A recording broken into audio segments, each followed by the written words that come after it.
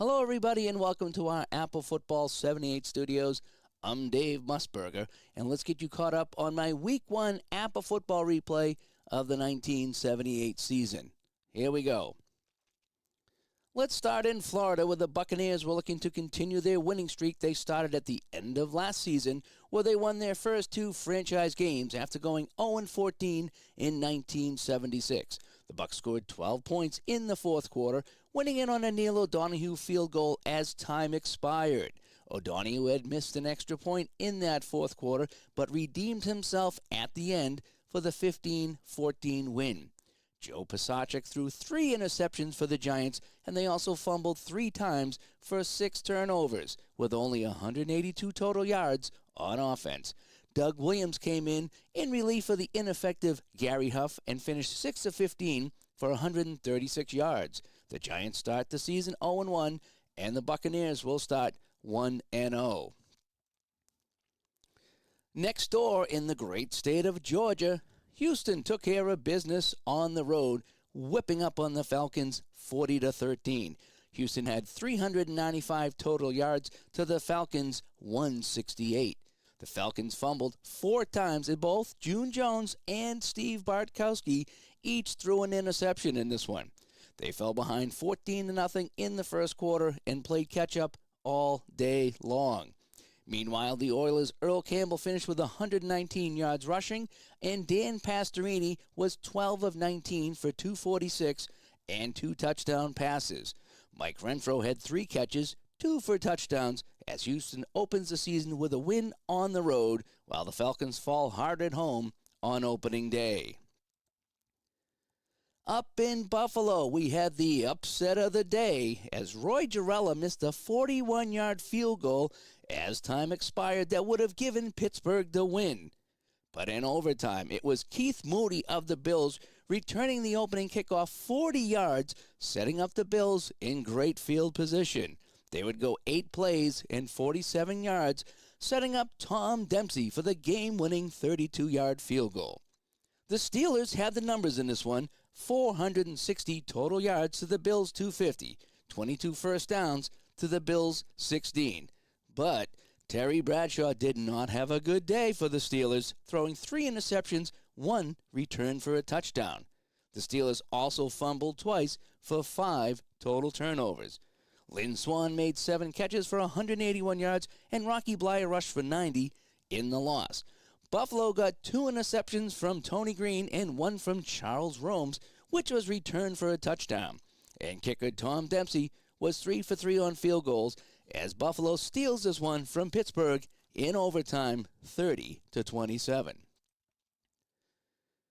Down in the Big Easy at the Superdome, the hometown Saints were on the wrong end of a 31-24 final as the Vikings got a 1-yard touchdown run from Chuck Foreman in the fourth quarter to put away New Orleans. Fran Tarkenton went 16 for 26 for 250 yards with 3 touchdown passes, while Ahmad Rashad had 3 catches for 74 yards and a touchdown. And on defense, Big Jim Marshall intercepted a pass in this one. The Saints' Archie Manning didn't have a bad day, going 15 for 24 and 274 with 2 touchdown passes and 1 interception. Tinker Owens caught 4 passes for 105. However, it was the 3 turnovers that cost the Saints in this one. In Foxborough, the heavily favored Patriots led 14-3 at the half, then were shut out the rest of the way by the Washington defense, giving the Redskins the 27-14 win. New England had 4 turnovers in this one, including a fumble with 1:15 to play that sealed the game. Steve Grogan threw for 188 yards with a touchdown pass to Russ Francis, but was picked off 2 times. Washington piled up 412 yards of offense, with Joe Theismann tossing 203 in the air. Redskin backs combined for 236 yards on the ground as the Skins go 1-0 to start the season, and the Pats 0-1. We go to New York with the Jets and the Dolphins while they had a Wild West shootout combining for 48 points in that fourth quarter alone, where Don Strock threw for touchdown passes of 80 and 87 yards for Miami. However, it was a 75-yard pass from Richard Todd to Jerome Barkham with 1:30 to play that would give the Jets the win. Miami had 443 total yards of offense, with Strock throwing for 342 and 4 TDs. Nat Moore finished with 245 yards receiving. The Dolphins, though, would fumble 4 times, and that might have been the difference between winning and losing this one. The Jets got 227 yards in the air for Richard Todd, and he threw for a pair of touchdown passes to Barkham. Also, Pat Leahy would hit a 48-yard field goal for the Jets in this one, as they moved to 1-0, and the Dolphins 0-1 to start the season. In Detroit, in the game you saw the ending live here on this channel, it was Green Bay getting 3 field goals from Chester Markle, including the game winner from 32 yards out with just 9 seconds to play to take this low-scoring game from the Lions 9-7. Detroit had just gone up 7-6 with 1:25 to play on a 2-yard run from Horace King, but David Whitehurst would lead the Packers on a 12-play, 65-yard drive to set up the winning field goal. The Lions had the ball for 9 more minutes than the Packers, but the offense was held off the scoreboard until late in the game. David Hill had 97 yards receiving for the Lions, while James Lofton had 120 yards receiving for the Packers. Packers will open the season 1-0, and Detroit will start 0-1. We go to Cleveland now, where the Browns easily took care of business at home against the 49ers.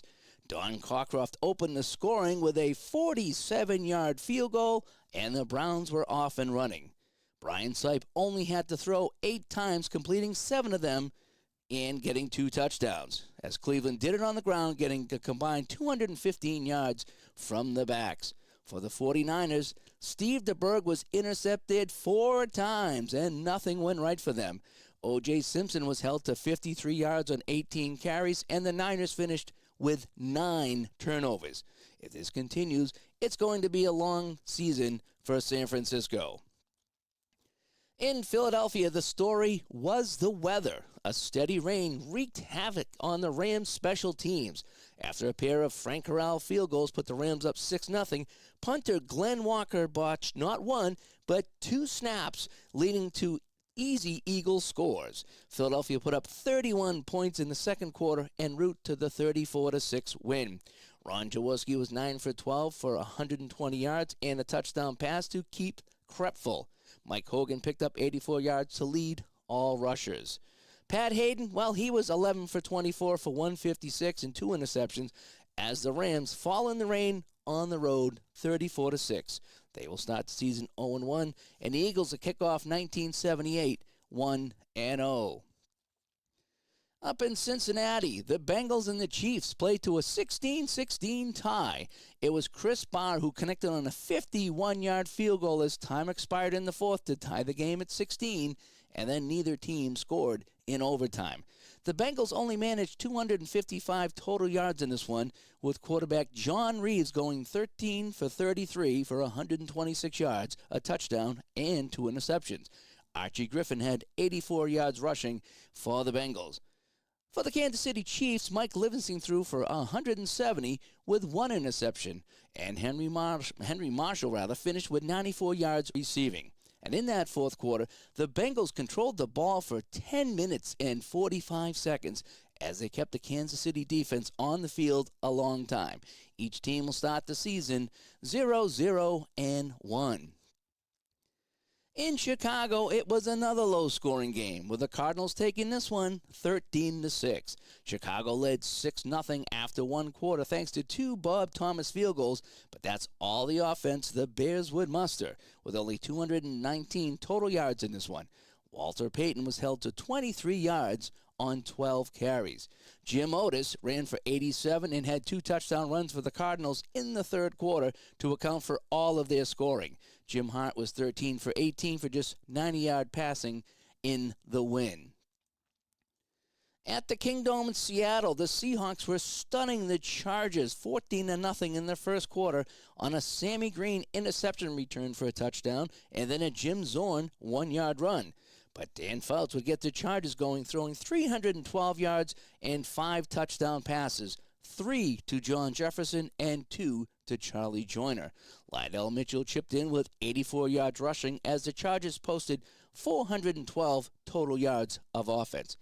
For Seattle, Zorn went 14 for 26 for 196 with 2 interceptions, and Sherman Smith had 44 yards on the ground. And just to note, each team had the ball for exactly 30 minutes, and I don't know if I've ever seen that stat before. We switch to Mile High, where Denver slips by Oakland 25-24.